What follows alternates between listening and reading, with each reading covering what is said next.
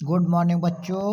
8th class, विषय हिंदी, पाठ 10, खेलों का राजा। मतई, मोहन, दुर्गा सब कहाँ हैं? कुछ खबर है। Video number 3। मतई तो मर गया, मतई व्यक्ति का नाम है। दुर्गा और मोहन दोनों डाकी हो गए हैं।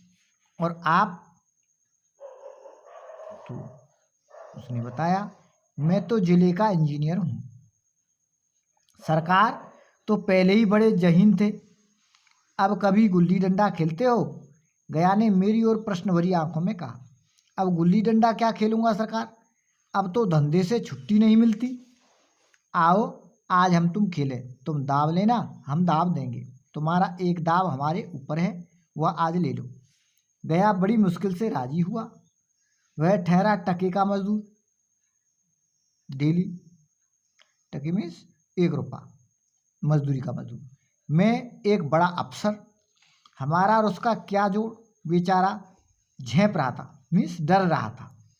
आखिर निश्चय हुआ कि दोनों जने बस्ती से बहुत दूर एकांत में जाकर खेलें गिल्ली बल्ला। वहाँ कोई देखने वाला होगा।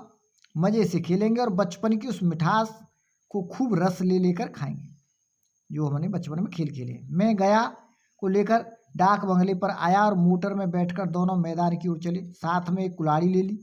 मैं गंभीर भाव धारण किए हुए था, लेकिन गया इसे अभी तक मजाक ही समझ रहा था। फिर भी उसके मुख पर उत्सुकता या आनंद का कोई चिन्ह न था। शायद वह हम दोनों में जो अंतर हो गया, यानी मैं इंजीनियर हो गया, वो एक साधारण मजदूर, वही सोचने में मगन था। मैंने पूछा, तुम्हें कभी हमारी याद आती थी? गया, सच कहना। गया झेंपते हुए डरते हुए बोला, मैं आपको याद करता हुजूर। मैं कहाँ इस लायक हूँ। भाग्य में आपके साथ कुछ दिन खेलना लिखा था, बदा था मीन्स लिखा था, नहीं तो मेरी क्या गिनती आपकी बराबरी में। मैंने कुछ उदास होकर कहा, लेकिन मुझे तो बराबर तुम्हारी याद आती थी। तुम्हारा वह डंडा जो तुमने तान कर जमाया था, याद है ना? गया ने पछताते हुए कहा, वह लड़कपन था, बचपन था सरकार, उसकी याद न दिलाइए। इतनी देर में हम बस्ती से कोई 5 किलोमीटर दूर निकल गए। चारों तरफ सन्नाटा था, शांति वातावरण। जेठ की संध्या मीन्स जून की दोपहरी केसर में डूबी चली आ रही थी। मैंने गुच्ची में गुल्ली रखकर उछाली। गुल्ली गया के सामने से निकल गई। उसने हाथ लपकाया जैसे मछली पकड़ रहा हो। गुल्ली उसके पीछे जाकर गिरी। यह वही गया है जिसके हाथों में गुल्ली जैसे आप जाकर बैठ जाती थी। फिर तो मैंने बारी लेना शुरू किया। मैं तरह तरह की धांधलियाँ कर रहा था, अभ्यास की कसर बेईमानी से पूरी कर रहा था। हुच जाने पर भी डंडा खेले जाता था।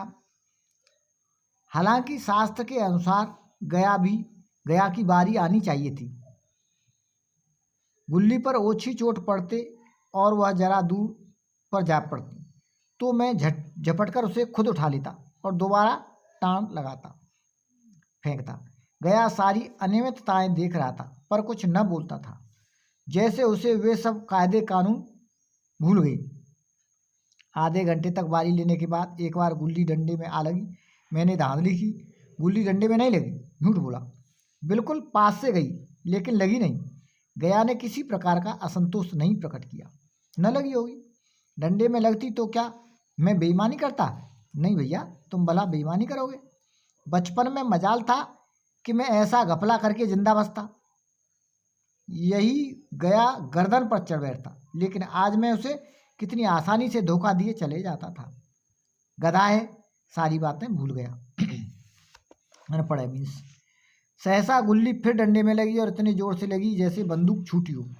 इस प्रमाण के सामने अब किसी तरह की झूठ करने का साहस, धांधली करने का साहस मुझे इस वक्त भी न हो सका। लेकिन क्यों न एक बार सच को झूठ बताने की चेष्टा करूं? मेरा हर्ज ही क्या है, खर्चा ही क्या है। मान गया तो वाह वाह, नहीं तो 2-4 हाथ बारी देनी ही तो पड़ेगा। अंधेरे का बहाना करके जल्दी से गला छुड़ा लूंगा, फिर कौन दाव देने आता है। गया ने विजय के उल्लास में कहा, लग गई टन से बोली मीन्स गिल्ली से। बल्ला तीख दिया। मैंने अनजान बनने की चेष्टा करके कहा, तुमने लगते देखा? मैंने तो नहीं देखा।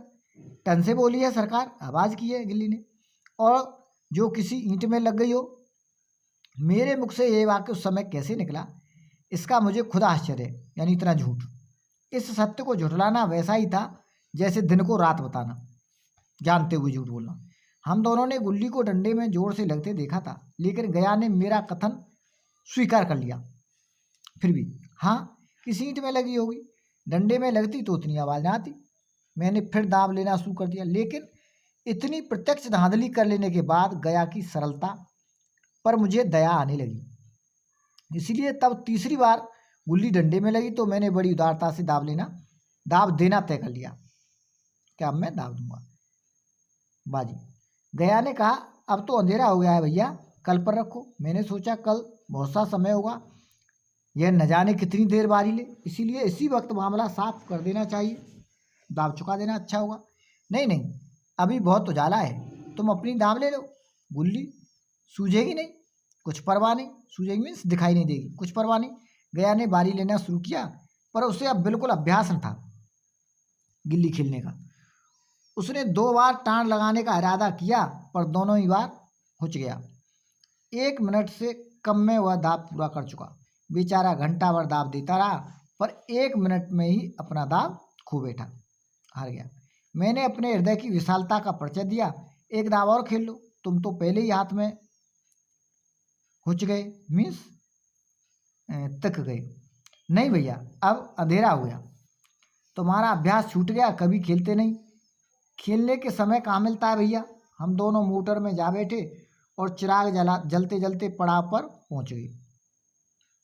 गया चलते चलते बोला, कल यहाँ गुल्ली डंडा होगा, सभी पुराने खिलाड़ी खेलेंगे, तुम भी आओगे। जब तुम्हें फुर्सत हो तभी खिलाड़ियों को बुलाऊं। मैंने शाम का समय दिया और दूसरे दिन मैच देखने गया। कोई 10-10 आदमियों की मंडली थी। कई मेरे लड़कपन के साथी निकले, बचपन के। अधिकांश युवक हो गए थे, बड़े हो गए थे, जिन्हें मैं पहचान न सका। खेल शुरू हुआ। मैं मोटर पर बैठा बैठा तमाशा देखने लगा। आज गया का खेल, उसका वह नैपुण्य देखकर चकित हो गया, यानी कुशलता देखकर। टाँग लगाता तो गुल्ली आसमान से बात करती। कल की सी वह झिझक, वह हिचकिचाहट, वह बेदली आज न थी। लड़कपन में जो बात थी, यानी जो कुशलता थी गया में, आज उसने प्रौढ़ता प्राप्त कर ली थी। कहीं कल इसने मुझसे इस तरह बारी ली होती तो मैं जरूर रोने लग जाता। उसके डंडे की चोट खाकर गुल्ली 200 गज की खबर लेती थी, काफ़ी दूर पहुंच जाती थी। दाब देने वालों में एक युवक ने कुछ धांधली की। उसने अपने विचार में गुल्ली लपक ली थी। गया का कहना था गुल्ली जमीन में लगकर उछली थी। इस पर दोनों में ताल ठोकने की नौबत आई। युवक दब गया। गया का तमतमाया हुआ चेहरा देखकर डर गया। अगर वह न दब जाता तो जरूर मारपीट हो जाती। मैं खेल में न था, पर दूसरों के इस खेल में मुझे वही लड़कपन का आनंद आ रहा था जब हम सब कुछ भूलकर खेल में मस्त हो जाते थे। अब मुझे मालूम हुआ कि कल गया मेरे साथ खेला नहीं, केवल खेलने का बहाना किया। उसने मुझे दया का पात्र समझा। मैंने धांधली की, बेईमानी की, पर उसे जरा भी मुझ पर क्रोध नहीं आया, इसीलिए कि वह खेल न रहा था, मुझे खिला रहा था, मेरा मन रख रहा था। मैं अब अफसर हूँ, वह अफसरी मेरे और उसके बीच की दीवार बन गई, इसीलिए वो नहीं खेल रहा था। मैं अब उसका लिहाज पा सकूं, अदब पा सकूं, साहचर्य नहीं पा सका। लड़कपन था तब मैं उसका समकक्ष था, यानी बराबरी का था। हम में कोई भेद न था। ये पद पाकर इंजीनियरिंग का मैं केवल उसकी दया के योग्य हूँ। वह मुझे अपने जोड़ का खिलाड़ी नहीं समझता। वह बड़ा हो गया है, मैं छोटा हो गया हूँ, यानी खेल के मामले में। तो बच्चों, इस पाठ से हमें यही शिक्षा मिलती है, खेल की भावना से ही खेलें, अर्थात समता के आधार पर। खेल में कोई छोटा या बड़ा नहीं होता, यानी चाहे कोई इंजीनियर हो, चाहे कोई मजदूर हो, चाहे कोई पैसे वाला हो या गरीब हो, खेल होता है, उसमें सभी समान होते हैं और समानता के भाव से ही खेल खेलना चाहिए। इसमें छोटे बड़े का अंतर नहीं होना चाहिए। इस पाठ के द्वारा हमें यही शिक्षा मिलती है। बच्चों, इस पाठ के शब्दार्थों को अपनी नोटबुक में लिख लें और याद कर लें।